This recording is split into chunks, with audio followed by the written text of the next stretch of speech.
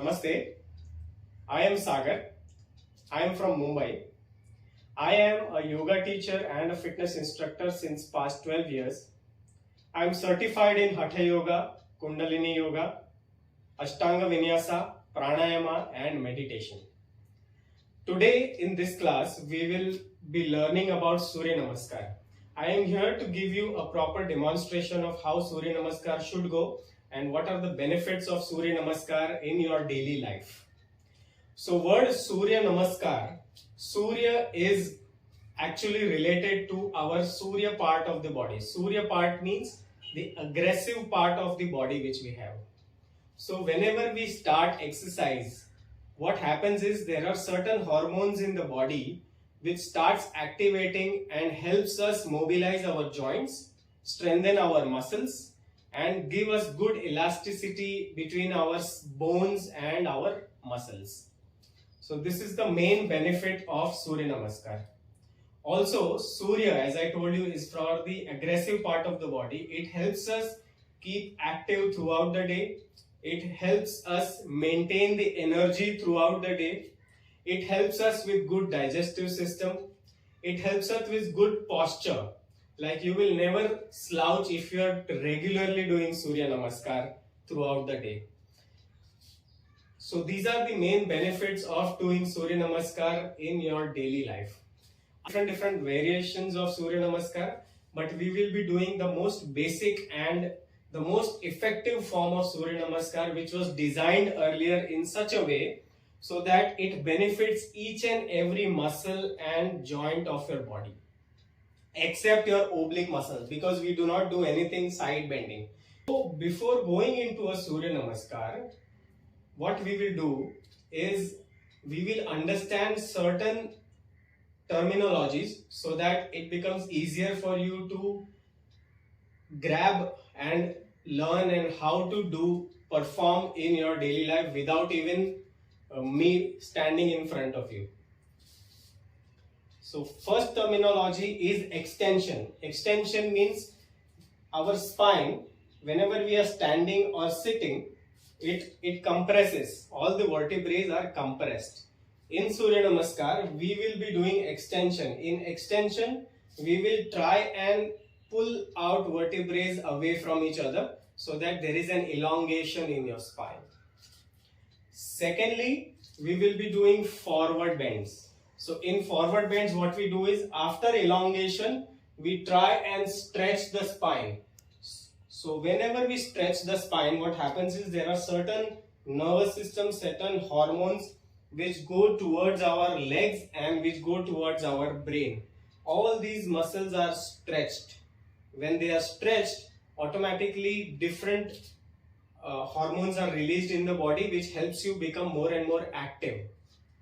Also, you are away from injuries throughout your lifetime if you are performing Surya Namaskar in your daily life. Okay.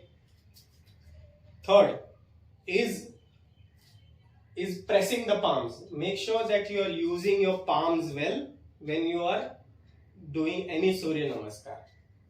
Okay. I shall demonstrate it, and while demonstrating, I'll be guiding you on which steps to be done when. We will be doing a Surya Namaskar of Hatha Yoga form. Hatha Yoga is, again, as I told you, Surya part of the body has to be active. So Ha and Tha are two different names which are combined and made into a form which is a part of yoga community. So all the asanas which are designed, which you see in your daily life, are mainly from the Hatha Yoga community. Okay. So we will be doing Surya Namaskar of Hatha Yoga form. In that we have 12 steps to follow. So 12 steps are there for the right side of the body, 12 steps are there for the left side of the body. So there are two ways to look at it. One is you can directly do a Surya Namaskar for only 12 steps and you can count it as proper one Surya Namaskar. Or you can do for your right leg, you can do for your left leg, you can do for the right side of the body, left side of the body, and that is counted as one.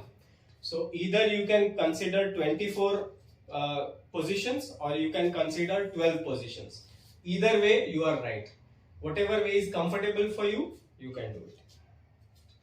And the best part about Surya Namaskar is that anyone and everyone can perform it. Even if you have some injuries, you can perform it with some modifications and corrections. Let us start our Surya Namaskar practice. So in the first practice, what we have to do is, this asana is known as Pranam Asana. So in Pranam Asana, what you do is you try and join your feet like this. Make sure you are standing on the outer edges of your foot. Outer edges, so that your hips are balanced. Your hip is not going to either side. And this is how you stand. Again, the hip will not go out.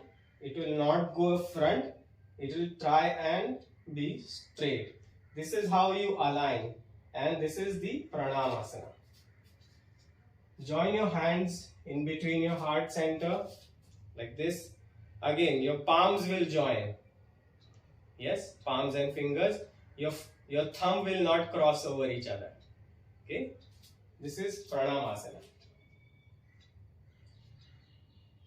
Just gently stand here, inhale and exhale. So when you inhale, make sure your chest is expanding. When you exhale, your chest is contracted. This is our first posture.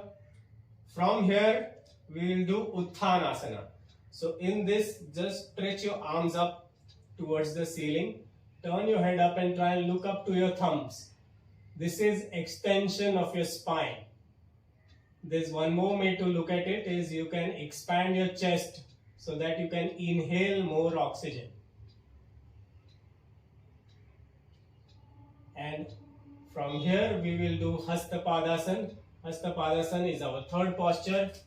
The most important thing to understand in Hasta Padasana is whenever we are bending forward, okay, to always make sure your back is healthy. Do not just lean. Okay, try and bend your knee.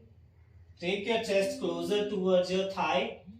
Place your hands down and slowly straighten your leg.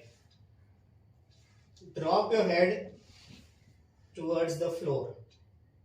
If possible to touch your hands, you can touch, or you can keep your hands like this. After a few rounds, your flexibility increases, and then you can try and keep your palms on the floor. Exhale. So when you pull your stomach in, your exhalation is higher and your stretch increases in your hamstrings and your spine. Let's do the fourth posture is Ashwa Sancharanasana, the horse riding pose. So in that, what we'll do is we'll take our right leg as back as possible. Keep the right knee down, stretch our right toe out, and both the hands we will take behind our left heel. Over here, the hips have to be pushed forward so that there is a good stretch in your right thigh. Turn your head up and extend your spine. So if you see, in first posture we extended, in the second posture we extended, and the fourth posture we have extended. Inhale, expand your chest. To change, take your toe up, knee up, both the hands down, and left leg behind. Come to a Dandasana or Santulan Asana, plank position. In plank, there will be one straight line drawn from your head to your heels. In plank, we will not take the hips up or we will not take the hips down. It will be one straight line. For next posture, Ashtangasana. Both the knees down, chest in between your hands and chin down, like this. Don't extend your elbows out. Keep your elbows closer to your body. Here you can just inhale and exhale. And while inhaling, glide your chest forward. Touch your stomach to the floor. Stretch your toes out. Extend your spine. Pull your chest forward. And look up into a Bhujangasana. Cobra pose. From Cobra, we will go to a downward dog pose, Adho Mukha Svanasana or Parvatasana. So for that, just tuck your toes in, lift your hips up, lift your knees up, and take a half step forward.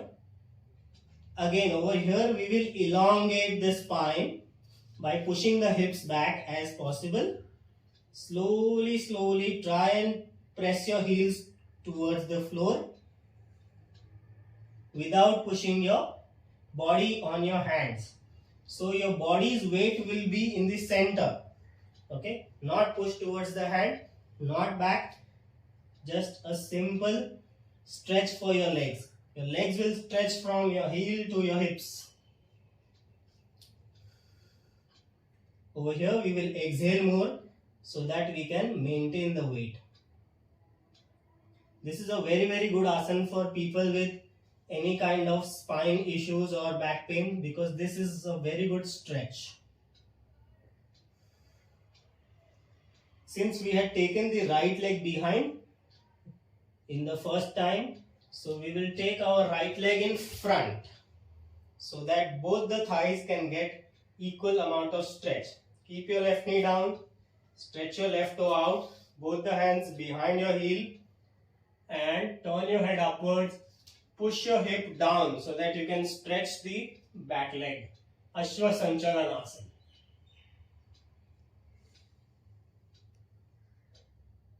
To change, tuck your toes in, knees up, and both legs in front.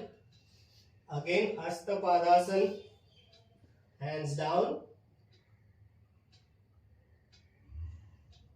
Bend your knee and change. Inhale, spread your arms wide and up. Don't push your hip forward. You have to just extend your spine up and turn your head up, look towards your thumbs. And 12 into again Pranamasana. This is our 12th step, the half Surya Namaskar that we call in Hatha Yoga. The same steps that we follow with our left leg will complete our proper Surya Namaskar. I shall quickly show you. Pranamasana, Hasta Utthanasana, Hasta Padasana, Ashwa Sanchalanasana, Santulanasana, Ashtangasana. Inhale Bhujangasana, exhale Adho Mukha Svanasana, inhale Ashwa Sanchalanasana. So this time when I took my left leg back, I have taken my left leg forward. Hasta Padasana,